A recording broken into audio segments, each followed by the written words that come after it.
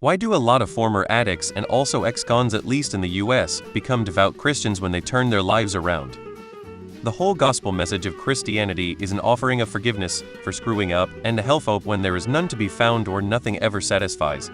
It's a belief that we are incomplete, imperfect, and that Jesus was, hence the come to Jesus phrase. Speaking from experience, religion offers new rituals to replace the old ones, a sense of purpose, community, which is important when you have to move on from your old friends, and a way to forgive yourself. Because in Christianity, there is the idea that God still loves you and will forgive you despite your mistakes and shortcomings. When they feel loved and have the strength to leave that life or those vices behind, they attribute it to God. Source: my church has celebrate recovery and I usually go to support others going through it. A lot of former addicts became addicts in the first place because they either felt lost, helpless, hopeless, useless, or a mixture of all the above. Religion gives you a direction in life, and you were given a lot of help by former addicts that were helped by the same charity. As someone who isn't religious, I think that the work religious charities do in helping addicts is great and isn't respected enough in the West as much as it should. Addictive personalities need to hyper-focus on something. My uncle started fishing when he quit drinking. Like literally every day for decades. He'd give out pounds of frozen crappie or walleye to us whenever we went over. I've been there too. Finding structure and forgiveness in religion really helped me rebuild. Because Christianity offers structure, discipline, meaning, purpose, peace, and hope, which is something that addicts and criminals usually don't have in their daily lives. Think it's about finding a new path and community. Religion offers guidance and acceptance. They push religion hard in jail and in addiction therapy. In jail, it was an excuse to leave your cell and go see a preacher or Bible reading. Also a free book.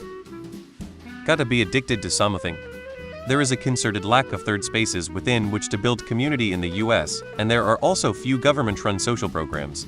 Religion often steps up to fill those gaps, especially which is unfortunate well-funded, evangelizing religions. Christianity is not only the dominant religion in the US, but it is also the most well-funded. For a lot of them, it's a get-out-of-jail-free card.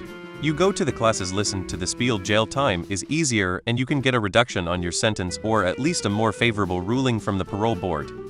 I'm going to get the down votes for this, but it's just trading one crutch for another.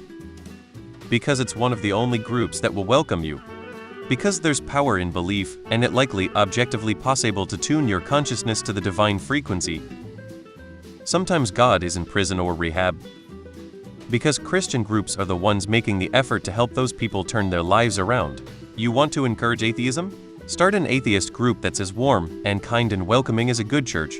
Rationalism is great, but people need community.